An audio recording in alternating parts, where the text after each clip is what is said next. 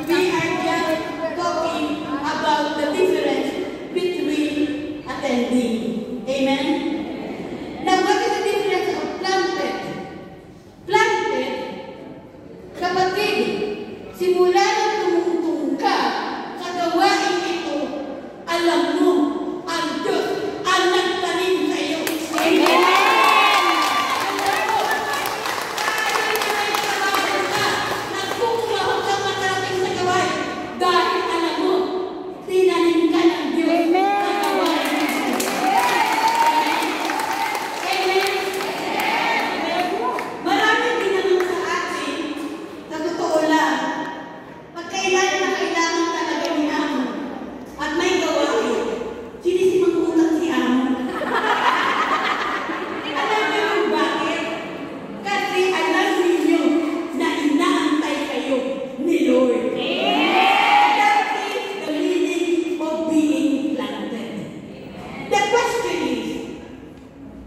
Attending ka lang ba?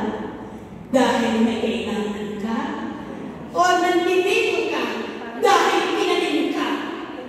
Tinanim. Tinanim. Ay, amen. Ayun ang sagot. Sino nagsasabi? Siya ay attending. Taas ang kamay.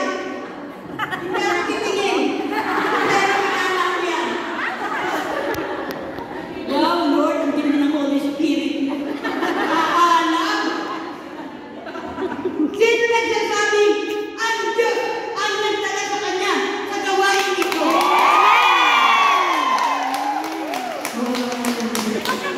Ang ganda niyong panahon. Tama kang CCTV dito. Purihin niyo kung Panginoon. At totoo lang, we are all called to be witnesses. Amen? Sino nagsasabi siya ay witness ng kabutihan ng Diyos? Taas ang kamay. Yung totoo. Amen. Sigurado kayo? Amen! Ang tunay na naghahayag ng kabutihan ng Diyos ay hindi nagkaunta-untang.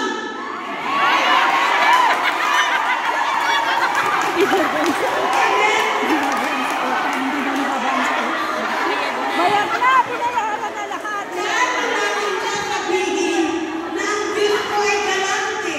Saan mo sasabihin na ang Diyos ko ay provider? Kung mangutang naman ako kaliwat kanan. Tama! Hindi ko pare-bayan doon. Utang din pare-bayan doon. Tama. Totoo. To be a witness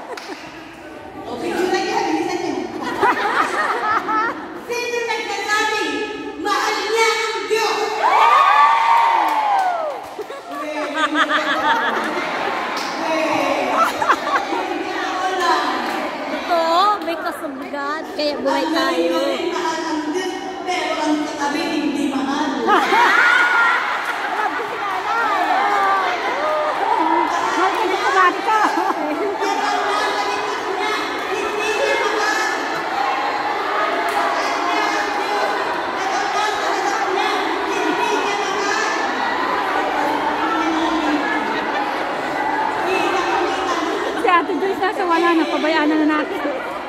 God's love is a special love. Yan, ulit-ulitin na lang. For God so loved the world that He gave His only begotten Son, whoever believes in Him shall not perish, but to have eternal life. Ibinigay ng Diyos ang kanyang bugtong na anak. Para sa'yo, para sa ating lahat. Simple lang hinihingi ng Diyos. Mahalin mo ang iyong kapwa.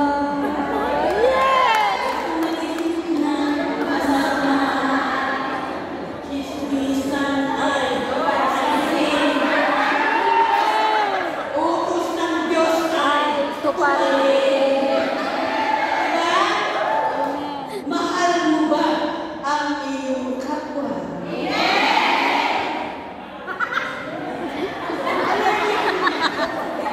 Allergy.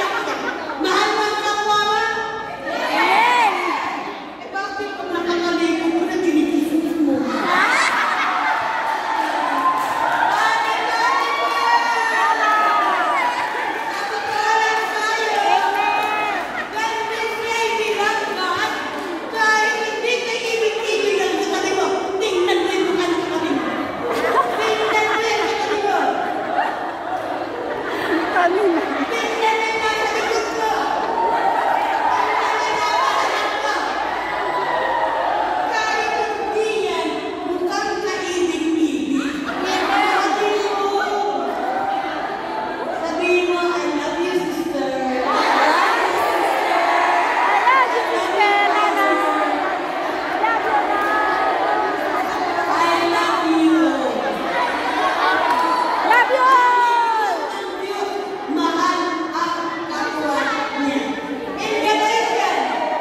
In Galatians chapter 2, verse 20 says, I have faith in the Son of God who loves me.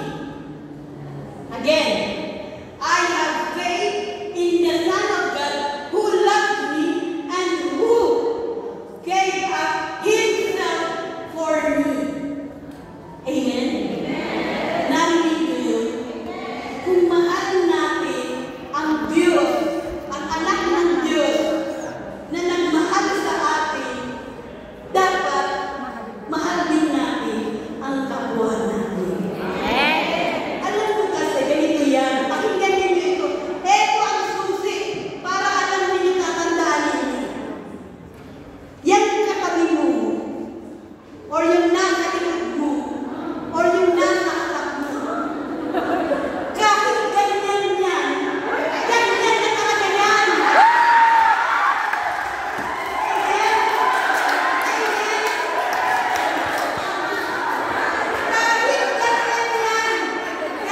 na talaga yan.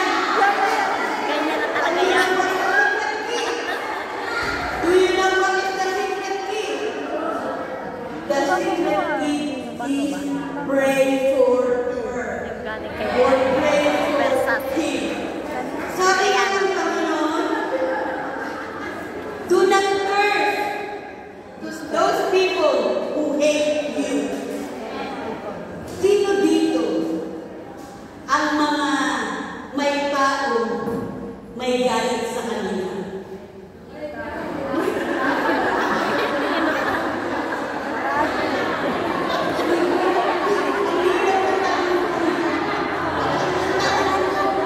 Ako wala na. Hindi ako galit. Gusto ko lang yung makipag-usap. Sino dito ang taong My God. Sa kanila.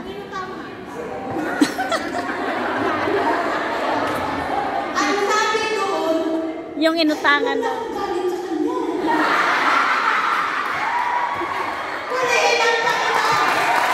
We are also to not and our neighbor to be the witnesses of Christ for His goodness. God suffered, died, and rose again for all of us. Amen.